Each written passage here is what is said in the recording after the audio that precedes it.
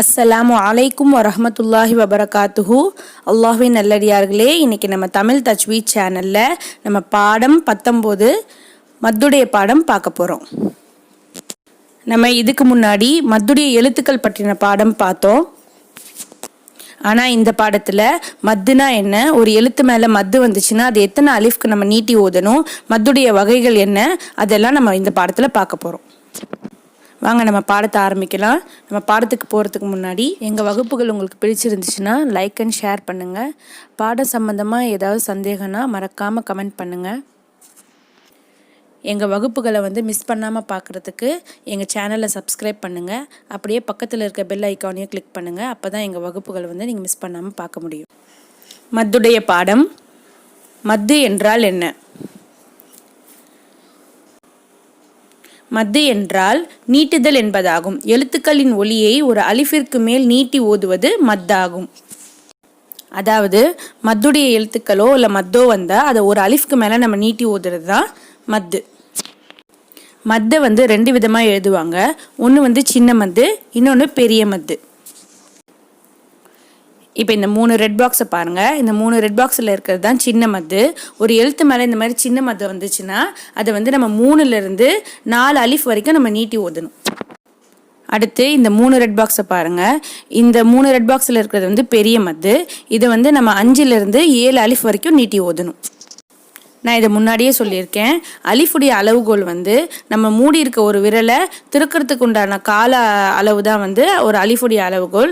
இன்னும் உங்களுக்கு புரிகிற மாதிரி சொல்லணும்னா, தமிழில் மாத்திரை அளவுகள் இருக்குல்ல, 1 மாத்திரை 2 மாத்திரைன்னு, அந்த மாதிரி அந்த மாத்திரையோட அளவுகோல் தான் இங்கே அலிஃபுடைய அளவுகோலும்.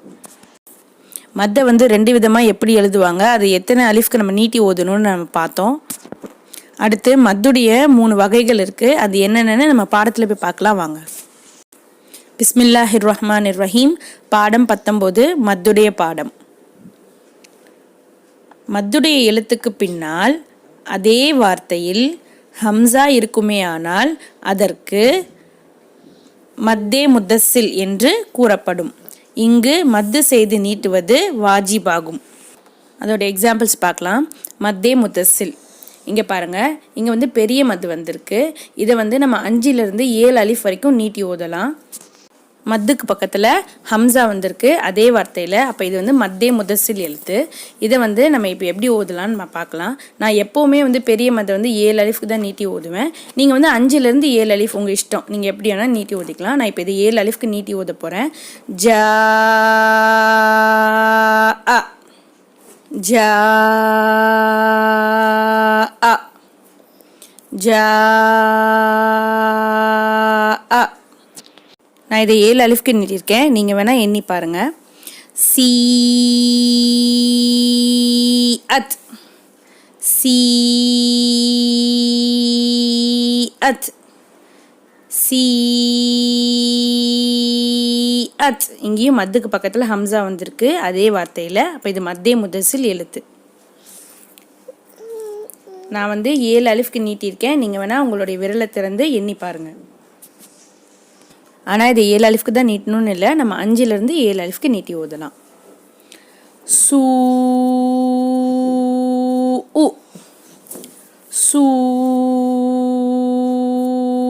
உ சூ உ. இங்கேயும் மத்து பக்கத்தில் ஹம்சா வந்திருக்கு அதே வார்த்தையில். இது மத்தே முத்தஸ்ஸில் எழுத்து. நம்பர் 2. மத்துடைய எழுத்துக்கு பின்னால் அடுத்த வார்த்தையில் ஹம்சா இருக்குமேயானால் அதற்கு மத்தே முன்ஃபஸில் என்று கூறப்படும். இங்கு மத்து செய்வது நீட்டுவது ஜாயிஸ் ஆகும். ஜாயிஸ்னா ஆகுமானதாகும் அப்படின்னு அர்த்தம். இப்போ இதோட எக்ஸாம்பிள் மத்தே முன்ஃபஸில். இப்போ இதோட எக்ஸாம்பிள் மத்தே முன்ஃபஸில். இப்போ இந்த எழுத்தில் பாருங்கள். மத்து பக்கத்தில் அலிஃப் மேலே ஹரக்கத் வந்திருக்கு. அலிஃப் மேலே எந்த ஹரக்கத் வந்தாலும் அது ஹம்சான்னு சொல்லுவாங்க. அப்போ இதுக்கு மத்துக்கு அடுத்த வார்த்தையில் ஹம்சா வந்திருக்கு. அப்போ இது மத்தே முன்ஃபஸில் எழுத்து. இப்போ சின்ன மத்து வந்திருக்கிறதுனால இது நம்ம 3லேருந்து 4 அலிஃப் வரைக்கும் நீட்டி ஓதலாம். நான் 4 அலிஃப்க்கு நீட்டி ஓதுறேன். ஃபீ அம்ரினா ஃபீ அம்ரினா ஃபீ அம்ரினா. நீங்கள் இதை வந்து 3லேருந்து 4 அலிஃப் வரைக்கும் நீட்டி ஓதலாம். ஃபீ அம்ரினா. அடுத்த எழுத்து பாருங்கள். இங்கே வந்து மத்திய எழுத்துக்கு பக்கத்தில் அலிஃப்க்கு கீழே ஹரக்கத் வந்திருக்கு. அப்போ இதுவும் ஹம்சா தான். மத்துக்கு அடுத்த வார்த்தையில் ஹம்சா வந்திருக்கிறதுனால இது மத்திய முன்ஃபசில் எழுத்து. இதையும் நான் 4 அலிஃப்க்கு நீட்டி ஓத போகிறேன். லா இலாஹா, லா இலாஹா, லா இலாஹா. இங்கே அடுத்த எழுத்து பாருங்கள். இங்கே நூன் மேலே தஷ்தீத் வந்திருக்கு, குன்னா செய்யணும். அதே மாதிரி நூனே சாக்கின் பக்கத்தில் ஜா வந்திருக்கு, அங்கேயும் குன்னா செய்யணும். அதே மாதிரி மத்தோடைய வார்த்தையை 4 அலிஃப்க்கு நீட்டி ஓதணும். இன்னா அன்ஸல்னா, இன்னா அன்ஸல்னா, இன்னா அன்ஸல்னா. அடுத்து நம்பர் 3. மத்துடைய எழுத்துக்கு பின்னால் உள்ள எழுத்திற்கு சுக்கூனோ அல்லது ஷத்தோ இருக்குமே ஆனால் அதற்கு மத்தே லாசிம் என்று கூறப்படும். இங்கு நீட்டுவது அவசியமாகும். இப்போ இந்த எக்ஸாம்பிள் பாருங்கள். மத்தே லாசிமில் வந்து பெரிய மத்தை வந்து கண்டிப்பாக கம்பல்சரியாக 5 அலிஃப்க்கு தான் நம்ம நீட்டி ஓதணும். இது வந்து நம்ம 5லேருந்து 7 அலிஃப்க்கு நம்ம நீட்டி ஓதணும் அப்படின்ற இதெல்லாம் கிடையாது. மத்தே லாசிமுடைய இது மட்டும் நம்ம 5 அலிஃப்க்கு நம்ம நீட்டி ஓதணும்.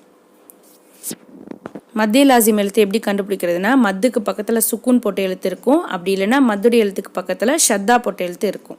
இப்போ இது வந்து மத்துக்கு பக்கத்தில் சுக்கூன் போட்ட எழுத்து வந்திருக்கு. இதை 5 அலிஃப்க்கு நான் நீட்டி ஓத போகிறேன். ஆல் ஆனா. அடுத்து பாருங்கள். இங்கேயும் வந்து பெரிய மத்துக்கு பக்கத்தில் ஷத்தா வந்திருக்கு. அப்போ இதுவும் மத்திய லாசிம் எழுத்து. இது 5 அலிஃப்க்கு நான் நீட்டி ஓத போகிறேன். ஹாஜூக, ஹாஜூக, ஹாஜூக. இப்போ இங்கே பாருங்கள். இங்கேயும் வந்து மத்துக்கு பக்கத்தில் ஷத்து வந்திருக்கு. அப்போ இதையும் வந்து நம்ம 5 அலிஃப்க்கு நீட்டி ஓத போகிறோம். வஸ்ஸாஃபாத்தி, வஸ்ஸாஃபாத்தி, வஸ்ஸாஃபாத்தி. அல்ஹம்துலில்லா. அல்லாஹ்வின் நல்லடியார்களே, நம்ம குரான் ஓதும்போது ஒரு மத்துடைய எழுத்து வந்துச்சுன்னா அது மத்தே முன்ஃபசிலா இல்லை மத்தே முத்தசிலா நம்ம வந்து கவனிக்கணும்னு அவசியம் இல்லை. இது வந்து ஜஸ்ட் ஒரு நாலேஜுக்கு தான். இது தெரிஞ்சு வச்சுக்கோங்க. மத்துடைய எழுத்து வந்துச்சுன்னா, சின்ன மத்து வந்துச்சுன்னா நம்ம 3லேருந்து 4 அலிஃப்க்கும், பெரிய மத்து வந்துச்சுன்னா 5லேருந்து 7 அலிஃப்க்கும் நம்ம நீட்டி ஓதணுன்றது மட்டும் ஞாபகம் வச்சுக்கோங்க. அதே மாதிரி மத்தே லாசிம் எழுத்து வந்துச்சுன்னா கம்பல்சரியாக 5 அலிஃப்க்கு நம்ம நீட்டி ஓதணும். மத்தே லாசிம் எழுத்து வந்து மத்துக்கு பக்கத்தில் சுக்கூனோ இல்லை ஷத்தோ போட்ட எழுத்து வந்தால் அது மத்தே லாசிம் எழுத்து. அதை வந்து நம்ம 5 அலிஃப்க்கு கண்டிப்பாக நீட்டி ஓதணுன்றது ஞாபகம் வச்சுக்கோங்க. குரானை அடிப்படை தஜ்வீதோடு ஓதுறதுக்கும் அதுக்கப்புறமா வந்து உங்களுக்கு ஈஸியாக புரியணுன்றதுக்காக நான் இதை சொல்கிறேன். இந்த பாடம் உங்களுக்கு புரிஞ்சிருக்கும்னு நான் நினைக்கிறேன். இன்ஷா அல்லாஹ் உங்களுடைய சந்தேகங்களையும் உங்களுடைய கருத்துக்களையும் வந்து கீழே கமெண்ட் பாக்ஸில் மறக்காமல் கமெண்ட் பண்ணுங்கள். அடுத்த வகுப்பில் சந்திக்கலாம். அஸ்ஸலாமு அலைக்கும் வரஹ்மத்துல்லாஹி வபரகாத்துஹு.